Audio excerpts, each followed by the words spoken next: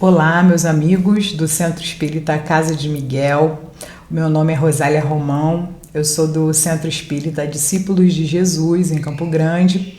Estou nessa existência terrena como uma mulher preta, eu estou com uma blusa branca. No fundo, eu estou numa sala com uma prateleira com algumas plantinhas, um baixo acústico e um teclado. E nas minhas mãos tem um violão. E hoje nós vamos conversar assim de uma maneira bem breve, bem leve, sobre uma temática que é muito difícil, né? Nós estamos num mês que é um mês bastante significativo, é o mês do Setembro Amarelo, que no Brasil a gente conversa mais, né, com mais coragem, com menos preconceito sobre essa atitude que é a retirada da nossa própria vida, mas sob uma perspectiva do Espiritismo. Então nós vamos conversar assim de uma maneira breve, de uma maneira leve, sobre essa temática que por si só ela já é bastante densa, ela já é bastante desafiadora, né? E sobretudo nesse momento que nós estamos vivendo, que é um momento assim de muitos desafios pessoais, né? De uma grande quantidade, uma quantidade imensa da população brasileira que está acometida por dois fenômenos, né? O excesso, como dizia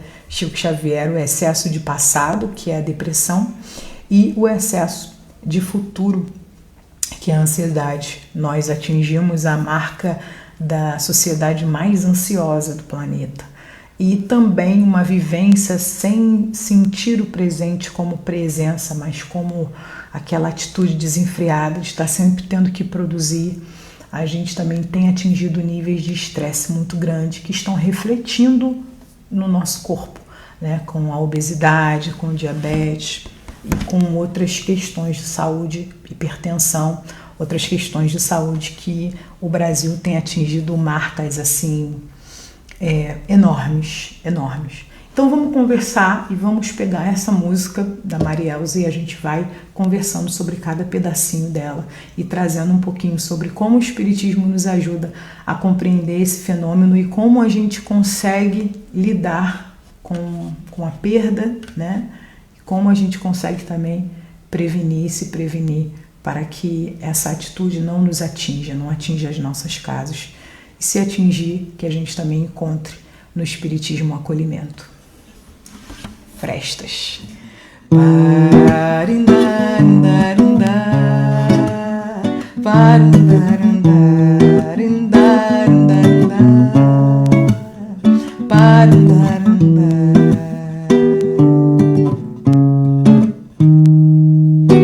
Abre uma fresta, rompa o escuro, busque uma fenda, vai respirar, solte as amarras, saia do abismo, cave um túnel, queira o ar, só não vá desistir de viver, amar, seguir. Só não vá desistir de viver, amar, seguir.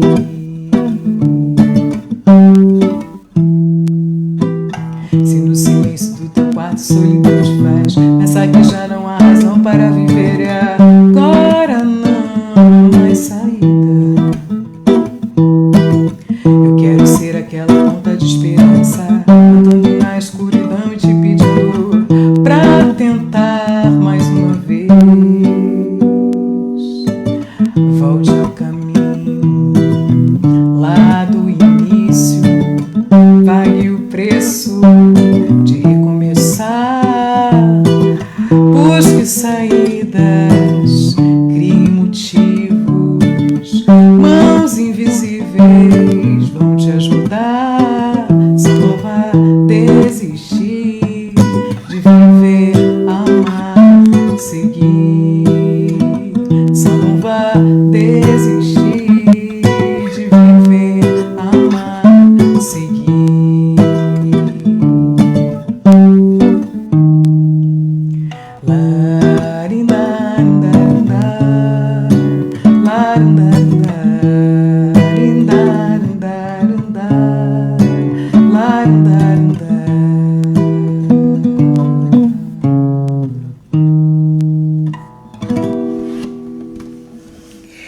vamos dissertar sobre essa letra da Marielza Tiscati, que é uma grande compositora do movimento espírita, e ela escreve essa letra porque ela pessoalmente viveu um processo, né, depressivo durante muitos anos.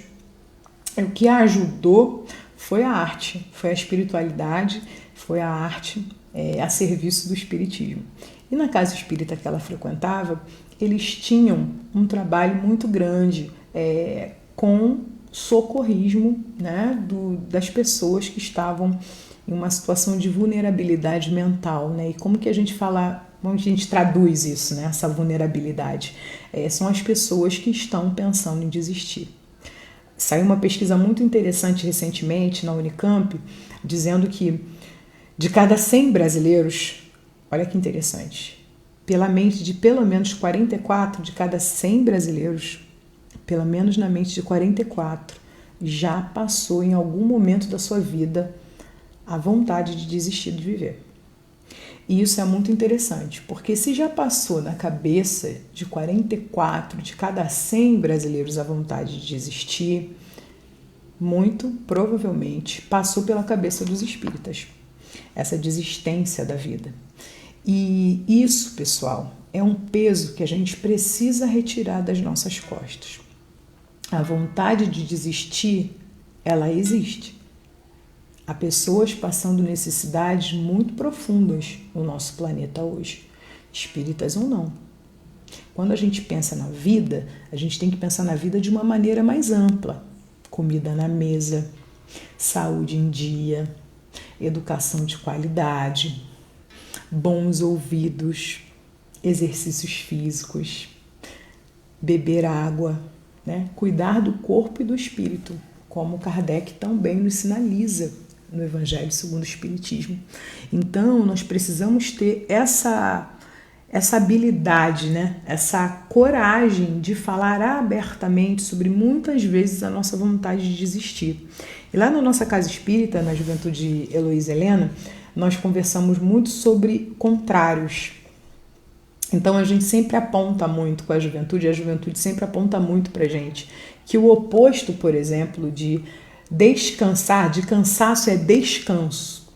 E muitas vezes nós estamos cansados da vida. Você que está me ouvindo, eu por muitas vezes já tive muitos momentos de muito cansaço na vida. E 100% das pessoas que foram entrevistadas também. Só que algumas entendem que o contrário de cansaço é descanso. E nós precisamos desses momentos de descanso para nós voltarmos à nossa atividade com mais energia, com mais concentração, com mais dedicação. Por nós não termos esse momento de descanso, os nossos níveis, né, os nossos pontos, eles acabam ficando desequilibrados.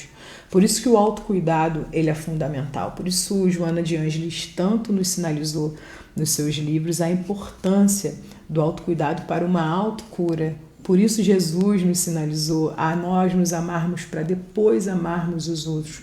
Porque o autoamor, o autocuidado, a autocura, eles estão muito ligados a esse processo de começos e recomeços. Então, quando nós estivermos cansados da vida, que nós procuremos lugares de descanso, não desistência. Porque desistir é muito forte. Desistir é quando você já atingiu aquele nível que você já não consegue mais refletir sobre maneiras de você descansar nesse planeta. E isso é muito perigoso. E é por isso que eu faço um convite para vocês, que é um convite que eu tenho feito para mim todos os dias esse ano, e eu espero, com muita disciplina, com muita fé, com muito amor, fazer esse convite diariamente para o restante da minha existência, que é um convite a um autocuidado mental, respiração, meditação. Rosália, isso faz parte do Espiritismo? Sim. No Livro dos Espíritos, Santo Agostinho nos sugere uma noite antes de dormir, a noite que nós reflitamos sobre o que nós fizemos de bom, o que nós não fizemos de bom, né? E façamos uma reflexão, uma meditação para a nossa melhoria nos dias seguintes. Isso é uma meditação. É uma atenção plena nas nossas próprias ações e não nas ações do outro. O que as nossas ações vão implicar nas ações do outro. Então, uma proposta meditativa. Então, um descanso mental. O que é um descanso mental? É uma respiração, é uma meditação, como a proposta por Santo Agostinho, de uma autorreflexão. Nós temos também o cuidado com o nosso corpo. Beber a quantidade exata de água para o peso do nosso corpo. Pelo menos nos dedicarmos uns 15 minutos que seja a um alongamento, uma atividade física. Comer comidas saudáveis, né? Descascar mais e desembrulhar menos. O cuidado intelectual, ler bons livros, ouvir boas músicas, assistir bons filmes, seriados, conversar com pessoas, saber das suas trajetórias, estar mais plenamente atento a essas pessoas. A internet facilita muito, né, esse nosso contato assim, em vários lugares que nós estamos agora nesse momento, mas sempre que nós pudermos estar ao vivo, conversando com as pessoas de uma maneira mais genuína, de uma maneira mais orgânica, também é um cuidado. Cuidados terapêuticos, as terapias psicológicas, né, de diversos níveis, as terapias alternativas, esse cuidado psicológico, essa necessidade que nós temos cada vez mais de colocar para fora o que nós estamos sentindo emocionalmente, e a maneira que a gente mais consegue colocar para fora é através da fala, da verbalização. Então isso é muito importante. E os cuidados espirituais. E aí vem a segunda palavra que a gente sempre conversa lá na juventude. Contrário. Qual será o contrário de morte? Contrário de morte é nascimento. Não é vida. Olha que interessante. Nascer e morrer são contrários. São as únicas certezas que nós temos nas nossas existências. Nascemos enquanto Rosália e morreremos enquanto Rosália, enquanto você que está me assistindo. São as duas certezas terrenas. Agora, o que a gente vai fazer entre o nascimento e a morte, aí vai de cada um das suas escolhas. Agora, a vida, pessoal, vida não tem contrário. E o Espiritismo nos ensina isso. A vida é vida. A vida é uma só. A vida é espiritual. Eu tenho várias existências, né? De nascimento e morte. Nessa de agora eu estou como Rosália. Mas a vida é muito profunda. Há que se ter uma dedicação, há que se ter um estudo, há que se ter uma preparação. E a bibliografia espírita, ela fala muito sobre vida. Ela fala muito sobre nascimento e morte. E nós que estamos aqui hoje, nós precisamos falar abertamente sobre a morte, sobre o como a gente quer passar por nosso rito funerário, quem são as pessoas que a gente quer convidar, como que a gente gostaria de ser enterrado. Muitos de nós não falam sobre morte nas nossas casas. Então fica um convite, porque falar abertamente sobre desistência e sobre morte é fundamental para que a gente alcance níveis de entendimentos cada vez maiores sobre a questão do suicídio. Então, eu queria muito reforçar isso com vocês. Falar sobre a morte, falar sobre a desistência, ter um canal aberto, não evitar esse assunto que por muito tempo foi negligenciado.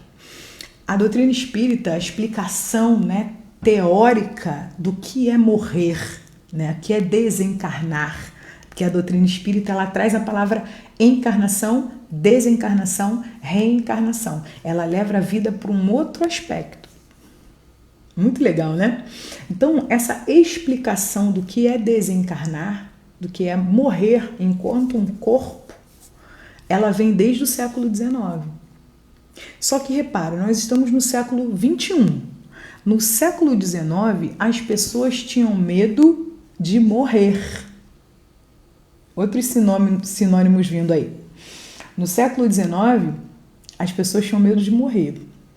Mas o que seria morrer, né? Seria você perder, quer dizer, você ir para o céu, para o purgatório ou para o inferno. Ainda havia a crença no limbo, né? Que é o purgatório das crianças, que a Igreja Católica recentemente aboliu esse mundo espiritual. né? Agora é céu, purgatório e inferno.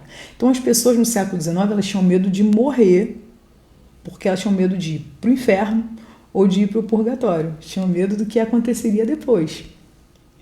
A nossa sociedade hoje, no século XXI, uma sociedade muito tecnológica, uma sociedade muito teórica, uma sociedade que quer explicações cada vez mais para de onde eu vim, quem eu sou, para onde eu vou, né? Uma sociedade bastante materialista, que explica bastantes coisas pelo materialismo.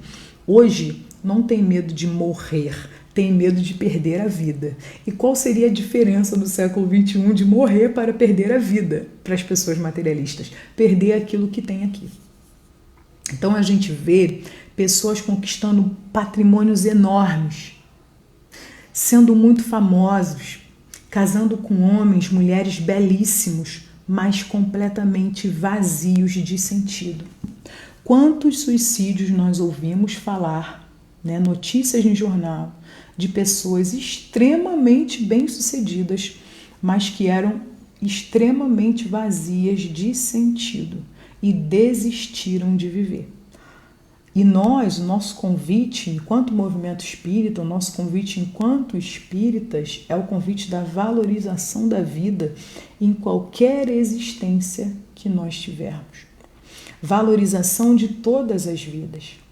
Da vida do rico, da vida do pobre, da vida do preto, da vida do branco, da vida do homem, da mulher, do mais velho, do mais novo, daquele que acaba de nascer, daquele que está se despedindo da terra, porque existe uma medicina, que é a medicina paliativa, que já está atenta ao mecanismo de morrer.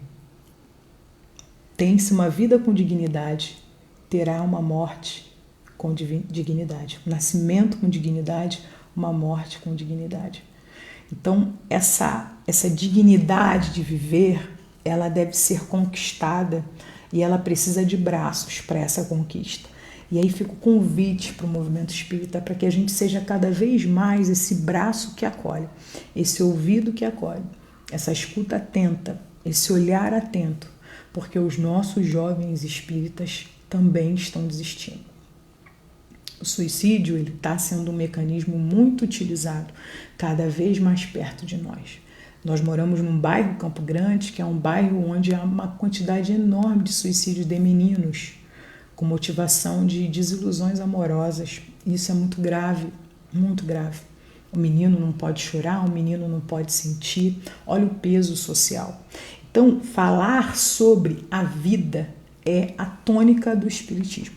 Falar sobre esse enorme presente que nós temos e que a nossa bibliografia espírita, através de Ivone do Amaral Pereira, no livro Memórias do Suicida, quando ela fala da trajetória do espírito Camilo, é muito importante para que a gente acesse, mas não com o peso, né, dos primeiros capítulos. Olha, você vai, se você suicidar, tem a lei de causa e efeito, você vai voltar deficiente, você vai para o Vale dos Suicidas. Gente, a gente precisa parar de associar a desistência ao medo, a desistência à covardia. A gente precisa parar enquanto espíritas, enquanto aqueles que escolheram refletir sobre uma outra ótica, que é a ótica do espírito que habita ali. A gente precisa parar de ser tão taxativo, de dizer para a pessoa aonde ela vai parar se ela cometer esse determinado delito. Quem sabe é Deus. E o que a doutrina espírita nos explica é que o céu e o inferno, que as pessoas tinham tanto medo no século XIX, eles são estados de consciência. O nosso estado de consciência que fica celestial ou infernal. E o livro da Ivone Amaral, ele vai explicar nada além disso. Ele vai falar, olha, o Vale dos Suicidas, na verdade, é um encontro de almas que desistiram do seu percurso, desistiram da sua existência. Então elas vão sendo atraídas pelo desespero, elas vão sendo atraídas pela necessidade de respostas, elas vão sendo atraídas pelas desilusões, pela sensação de fracasso. E todas elas se encontram naquele céu comum. A gente tem conversado também na juventude sobre os princípios da doutrina espírita, voltar à base, né? O espiritismo radical, o espiritismo raiz, né? Aquele que realmente é o alicerce, aquilo que a gente precisa ensinar para além da nossa casa espírita, quando nos perguntam por que nós somos espíritas. Porque nós vivemos baseados em princípios.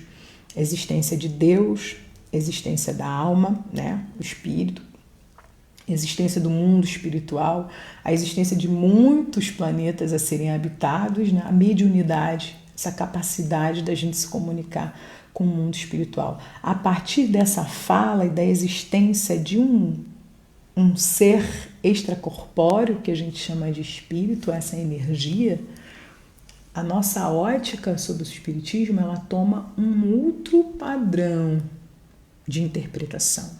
Então, falar o seguinte: você suicidou, vai para o vale dos suicidas e vai sofrer lá durante muito tempo.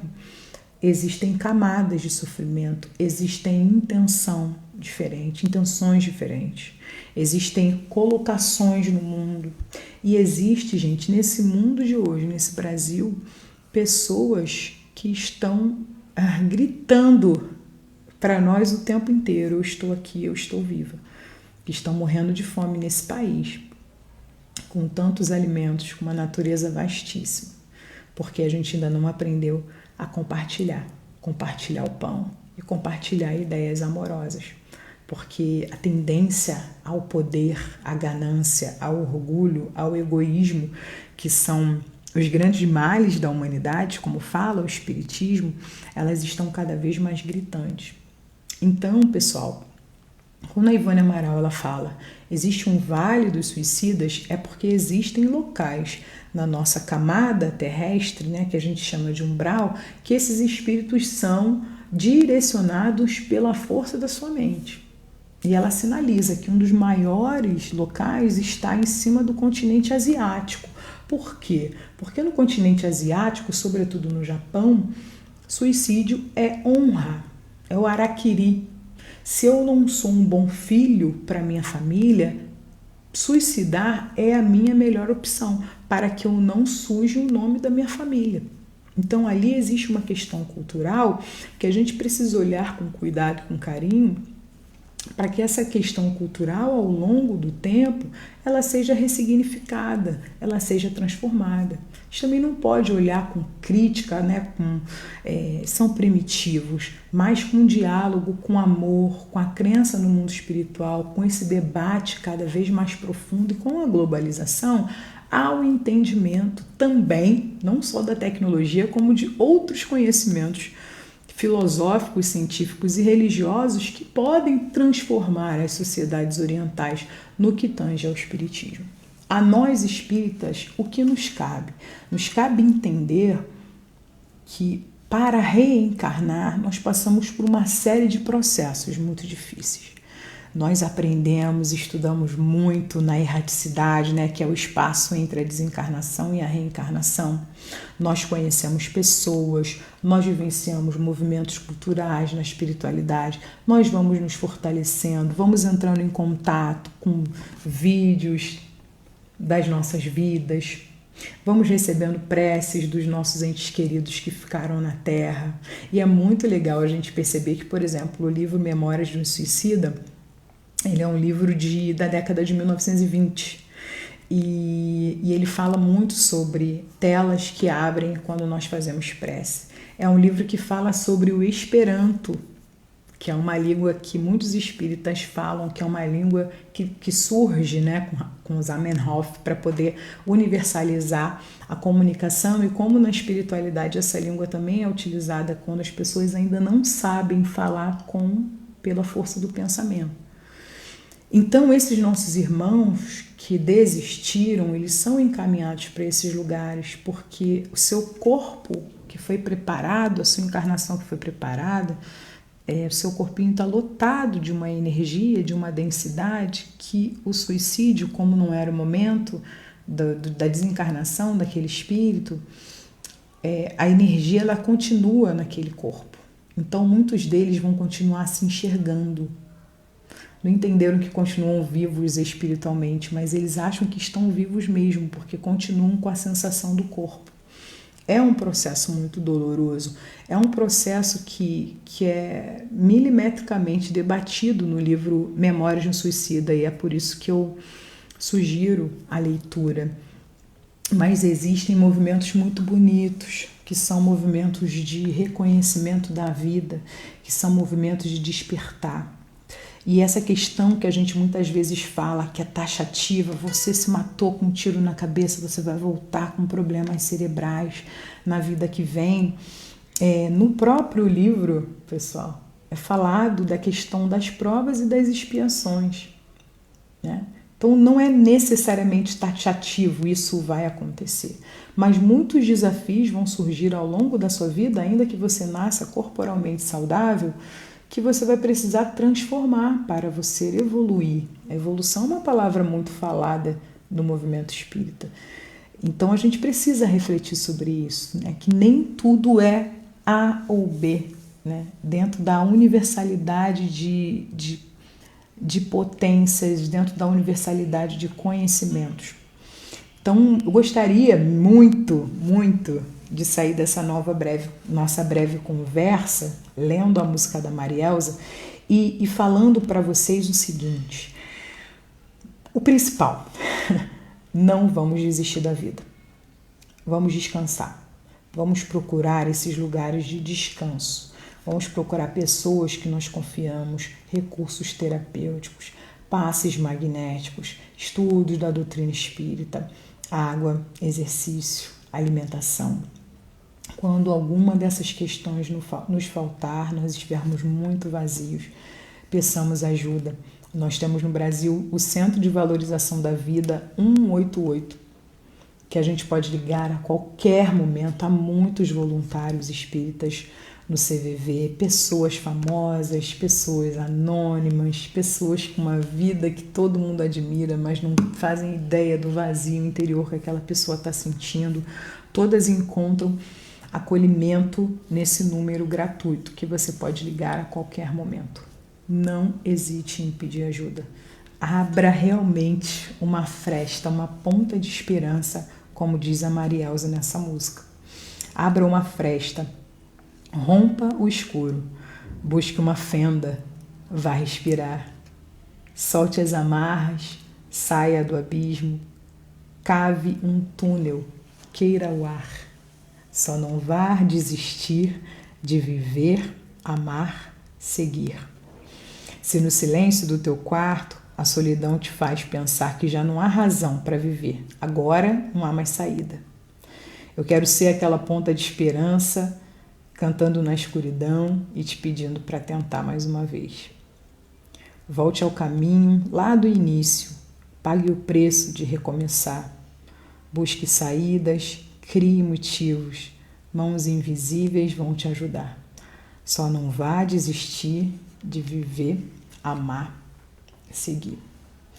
Não vamos desistir, vamos cada vez mais procurar entender que mecanismo potente que é viver, que não tem contrário. A vida é o presente mais importante que Deus deu para todos nós. Mas vamos falar abertamente, vamos falar carinhosamente, sem amarras, sem palavras taxativas, disciplinadoras, sem corrigendas inúteis. Vamos falar coração com coração, alma com alma. É importante a gente entender isso, que o amor nos guie hoje sempre, que nós aprendamos com Jesus e sobretudo com Maria, a mãe de Jesus, que acolhe, né, o suicida mais famoso que nós temos na história do cristianismo, que é Judas, e ela diz para ele: Judas, eu sei que você chora, eu sei que você sofre, eu sei da dor que você está carregando, mas eu venho falar-te que Deus é amor em toda parte e a bondade de Deus jamais condena. Vamos ficar com essa mensagem inspiradora, afetuosa, amorosa de Maria para todos nós. Deus jamais nos condena. Estejamos nós no momento difícil da nossa vida, Deus jamais nos condena. Naquele cantinho mais escuro, leve essa mensagem dentro de você. O amor de Deus é infinito e Ele espera cada vez mais pelo nosso avanço. Um grande beijo. Fica com Deus.